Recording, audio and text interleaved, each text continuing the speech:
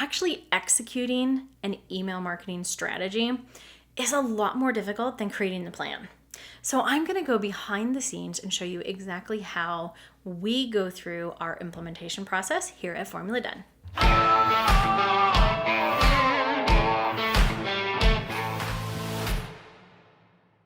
If you're new here, I am Jen, owner of Formula Done, and we help online business owners get more traffic and find qualified leads using the content that they've already created. If any of that sounds interesting and you want to learn more, be sure to check out the other videos in our channel.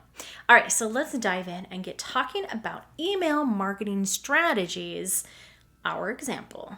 Okay, so if you want to figure out how to create an email marketing plan, there are about 15 million blogs out there from different software companies and other amazing experts that give you all sorts of different ideas and tactics on how you're going to put together your plan and when you should email and how long they should be and what they should look like and blah, blah, blah, blah.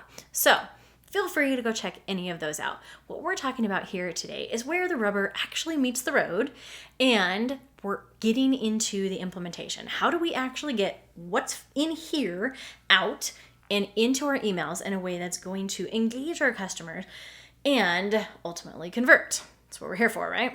All right. So you have to actually have a plan, and there are so many ways that you can go about looking like, okay, what are we going to, what kinds of emailing are we doing? Are we sending for receipts? Are we doing warm up? Are we doing a newsletter? Are we doing a welcome onboarding? Are we doing whatever the case may be? Here's how I like to boil this down. And I even like to actually just draw it all out.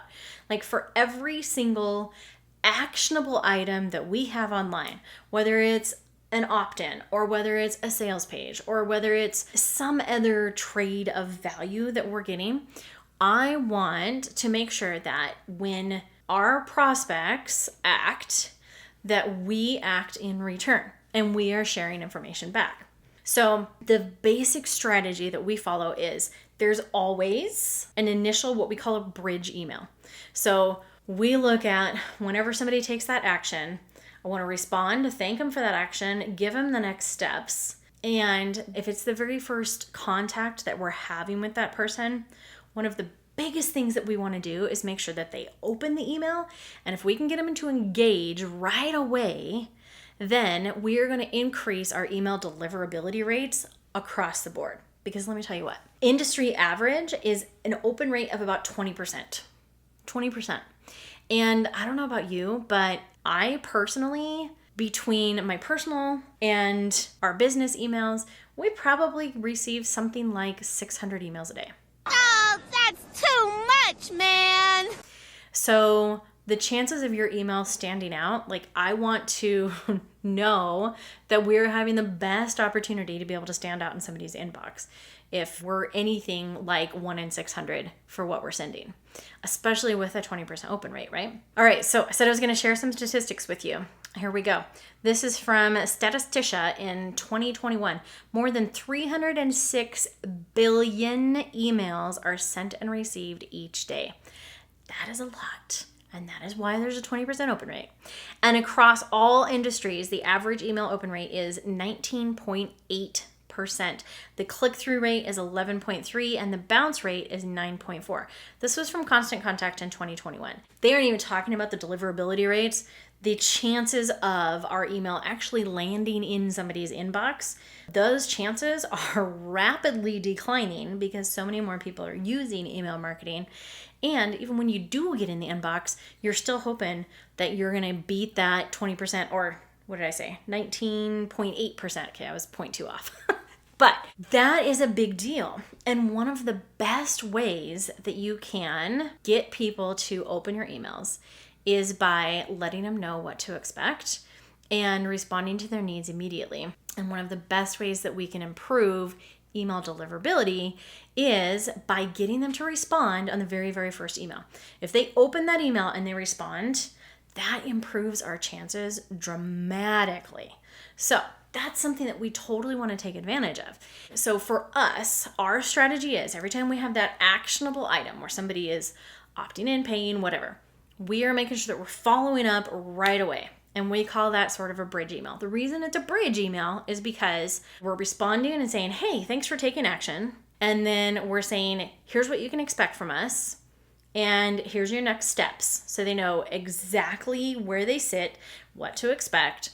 And then part of the what to expect is we let them know, hey, we're going to send you a few emails over the next few days or series of days, whatever, so that you can get to know more about how content activation can help your company. So we're letting them know you're going to receive a few emails more than you normally would from us just because we want to get you this. And then we're just going to continue sharing our amazing information like from the content toolbox when we go and share awesome info. What we want to do is respond to their initial response, and then we always include something in there that is a major call to action. The only call to action that we necessarily want them to do that we really hammer home is we want them to reply back to that email. And even sometimes it's like, hey, we want to make sure you receive all of our emails, so make sure you whitelist us. The best way to whitelist us is just by replying to this email. And just say, hey, I got it, thanks. That's all we're asking. I can't even tell you, it works so well. There are so many people that respond back with that. They show up in our inbox all the time. So that helps for sure. That initial email that you're sending, especially if they purchased something or they opted in for a download, they will open that email with much higher rate. We've seen closer to 40 to 80% for that open. So you want to take advantage of that and get them to respond back so you're improving those rates. Okay, so we have improved our chances of them opening the email and actually responding to it, so we're improving our delivery rates. Now, the reason that we call this a bridge email is because for everybody else that comes in, we want to take them through a story arc. We want them to understand who we are, who we serve, what we do, how we help people, and how we can help them specifically. So we go through this story arc in a series of emails. Now, we call it our welcome sequence. A lot of people call it a nurture, an onboarding, or whatever the case may be. We call it our welcome sequence, but really what we want to do is take people from wherever they came from, whatever different opt-in, buy, whatever, and we want to tee them up to be able to receive that sequence. So they know that they're going to get a series of emails and then kind of drop into our normal newsletter. So that's what we do. We create bridge emails, we have a welcome, and then we have our ongoing long-term nurture or newsletter emails. So this episode's all about implementation, right? So how do we actually get this information out of here and into our system? So I'm going to walk you through all the steps. This is the implementation that literally, like, it's so crazy how often this does not happen. And I go and work with businesses all the time who do not have even a super simple plan like this, and they'll be selling things without any kind of a follow-up. So, you know, we all end up in these situations, but if you follow this plan, you're going to be able to implement this whole process so much easier. So here's what we do. When we come out with a new product or program, or a new opt-in or whatever, I give that information, whatever the sales page is, whatever the opt-in page is, whatever it is that we're talking about, ads, any assets that I have.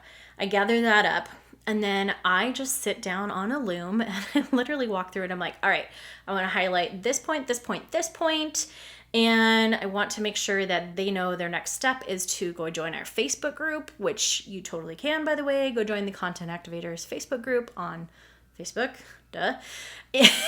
But, you know, we want to make sure that they know what their next steps are. And then there's always the implied, because it's a bridge email. So we know that we're teeing them up for the welcome sequence. And we also know that we want them to respond. So let us know you received this email. Just respond and say, hey, I got it. So we always include that. And for us, we like to include right in the subject line, your requested file, or you're in, or access links inside. So you want to make sure that you're trying to get them to open that email and then obviously to respond. So I take all of that information on my Loom, I gather it all up, and I send it off to our writer. Now, if you don't have a writer on staff, that's totally fine. You can hire writers. We like to use Writer Access. You can hire them on Elance, whatever. You can generally get one of these emails written for like less than $100, easy. I mean, we usually pay, I think, closer to $50 or something an email. So these are not sales emails. People have already engaged. We just want it to be good quality information in our voice, right? So I send that off to a writer. When that comes back, I review it. My team reviews it. When we're good, it goes to our automations person. So I have an automation team. If you don't have one, you really should have a tech team, because Trust me, I even built this stuff on my own for years and years, but I'm the biggest bottleneck in my business. So the more things I can get off my plate, that's better. So send it off to whoever's in charge of your automation so that they can plug it into your normal template. It has your normal footers, it has the right from emails, all that kind of stuff. And then they can tie it in. So whatever the action was, that email automatically fires. And the person is in your CRM and we can track the open rates. So our automation person puts it in, hooks it up in the campaign, makes sure that we're segmenting people. So we use tags. I think most systems now are using tags to say, hey, here's where they came from. And then another important thing that we do is we always say, tag them to receive the welcome email series, unless they have already received it. So at the end of our welcome series, we apply a tag and say, hey, they've already received the welcome series.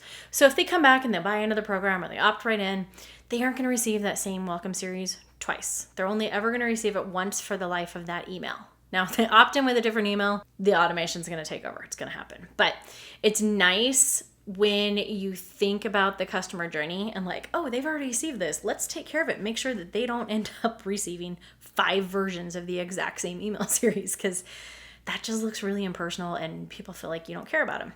So we make sure that we're segmenting, we're tracking where people came from, make sure that we're tying them in from that bridge email to receive the welcome email, and hook all of that up. And then it goes through a test. We do a testing process, make sure that all of our tracking is firing in the way that it's supposed to, make sure that it works on mobile, that the graphics show up, that the links work, all those kinds of things. And then it's go time. Like, it just gets implemented and goes. Now, do I follow this process all the time?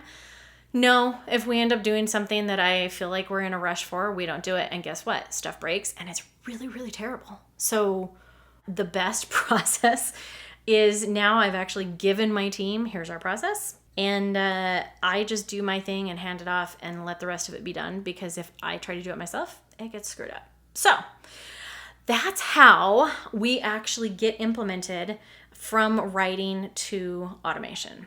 And then we go back and review these. So about once a month, typically, we'll go review our welcome series. And, do we have certain emails out of that series that where the email rates are dropping? Because maybe we need to adjust the subject line. We'll go review those bridge emails and make sure that, especially if it's coming from a purchase or a download opt-in, that we're hitting really high open rates. So we'll adjust copy or subject lines or anything in there just by looking at our numbers and making sure that these are performing how they're supposed to. And we also pay attention to our deliverability rates and then what kinds of responses we're getting back, right? All those things matter, but you can implement everything and put in all the tracking, and I can't even tell you how many people do that and then don't go back and look at their numbers. So set it up to go look at your stuff like once a month and have somebody on your team that's in charge of optimizing and continuing that process. Otherwise, just outsource all your writing and it will happen so much faster, I promise. All right, I will see you on the next episode where we are going to be talking about sales pages and how we actually implement and put those together. Can't wait to see you there and love to hear your comments. Love for you to subscribe. We are on a mission to grow this channel, so can't wait to see what you think. All right, thanks for listening. See you on the next episode.